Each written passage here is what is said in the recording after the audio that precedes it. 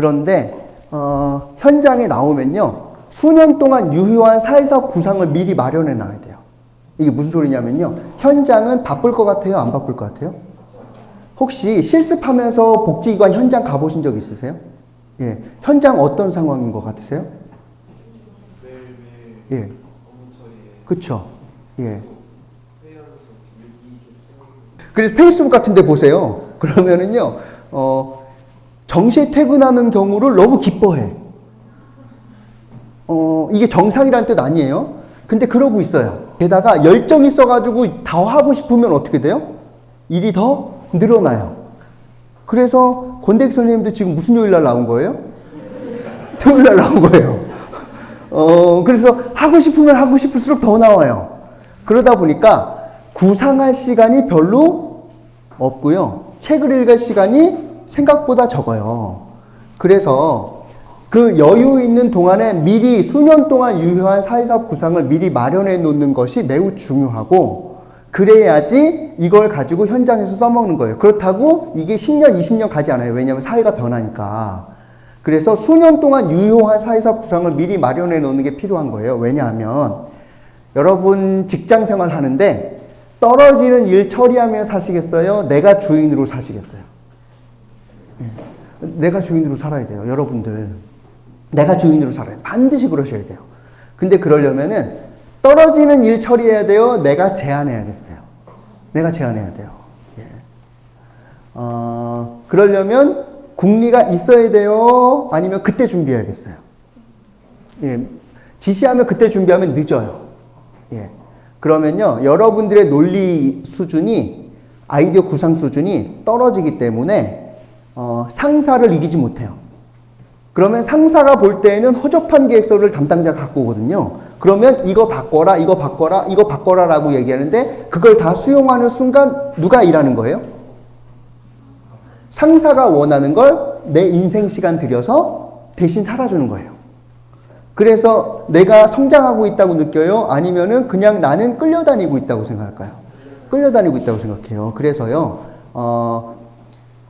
취업이 목적이세요? 아니면은 취업 후에도 성장하는 게 목적이세요? 후자여야 돼요. 전자로 두시면 절대 안 돼요.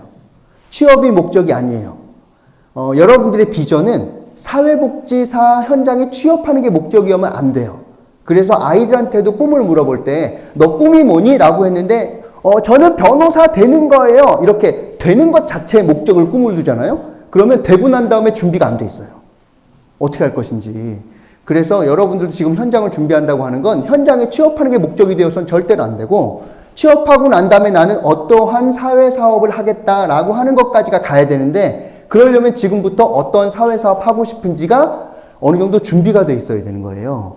그래야 현장에 나갔을 때 여러분들한테 프로젝트 쓰라고 만약에 해볼게요. 프로젝트 몇 주만 했을까요? 현장에서 막 2주, 막 3주, 2주 안에 막 써요. 이렇게. 그 얘기는요, 그때 지시받고 난 다음에 생각해 보겠습니다 이러면은요 마감돼요. 끝이야. 그래서 미리부터 알고 있어야 되는 게 필요하다는 거예요. 근데 이렇게 미리 준비하시려고 하려면 어떻게 되느냐면 지식정보 실무를 알아야 비로소 가능하겠죠. 요 세 가지가 준비가 되어 있어야 돼요. 근데 사회사업 기관의 종류는 많아요, 적어요? 엄청 많아요. 이거 어디서 볼 수 있냐면 보건복지부의 홈페이지에 가면요, 사회복지시설관리 안내라고 하는 게 매년 발표돼요. 매년. 그 안에 보면 이런 거예요. 보건복지부에서 발간한 2019년 사회복지시설관리안내인데 이런 거 나중에 다운받아서 보시는 거예요. 목차라도 보시면 좋겠어요. 그런데 여기 안에 보면 5페이지, 6페이지 쪽으로 가면 사회복지시설의 정의와 그 다음에 사회복지시설이 어떤 곳인지 종류가 쫙 나와요. 예. 보건복지부가 관할하고 있는 소관부처인 곳이 노인복지시설만 해도 생활시설, 이용시설이 이렇게 많고, 아동복지시설과 장애인복지시설 이렇게 많고, 정신보건, 어린이집 이렇게 하고, 여성가족부도 하는 소관부처가 있어요. 그래서 제가 맨 처음 말씀드렸죠. 오늘 3시간 강의 듣고 내가 어느 기관에 가고 싶은지를 결정할 수 있다라고 생각하는 것 자체가 이것 자체를 모른다는 거예요. 예. 이렇게 많은데 제가 뭘 알려드릴 수도 없고 제가 아는 것도 한정될 수밖에 없어요. 몇 개밖에. 그래서 요렇게 많은데 그 얘기는 반대로 이야기하면 뭐냐 하면 분야를 정하지 않으면 지식, 정보, 실무를 준비할 수 없다는 뜻이에요. 장애인 복지관에서 하는 일과 장애인 거주시설에서, 생활시설에서 하는 일이 같을까요? 다를까요? 완전히 달라요. 근데, 노인 어르신 대상한 생활시설과 그 다음에 게다가 아동 양육시설에서 하는 내용이 같을까요? 다를까요? 당연히 다르죠. 하늘과 땅 차이로 달라요. 그래서 해당 분야를 정해야만 준비할 수 있다는 거예요. 그래서 아까 무슨 인재로 가셔야 된다고요? 넓게 보편적으로 살펴보다가 한 분야를 정해야지만 이걸 준비할 수 있다는 거예요. 그래서 지식정보 실무를 하려면 해당 분야를 정해야 되는 거고, 그럼 분야는 어떻게 정하면 좋을까? 앉아서 조건을 따질까? 아니면 직접 가서 알아봐야 될까요? 이거밖에 없어요. 이거밖에. 그래서 사실은 1학년 때부터 막 돌아다니면서 보지 않는 이상에는 알기가 어렵고, 그래서 지금 막막하다고 느끼시는 4학년 분들은 많이 못 돌아다녀 보실 가능성이 높아요.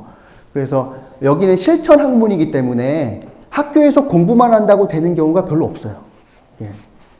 그래서 직접 가서 알아봐야 되는데, 그러면 여행 가듯 구경해야 될까요? 목적 가지고 알아봐야 될까요?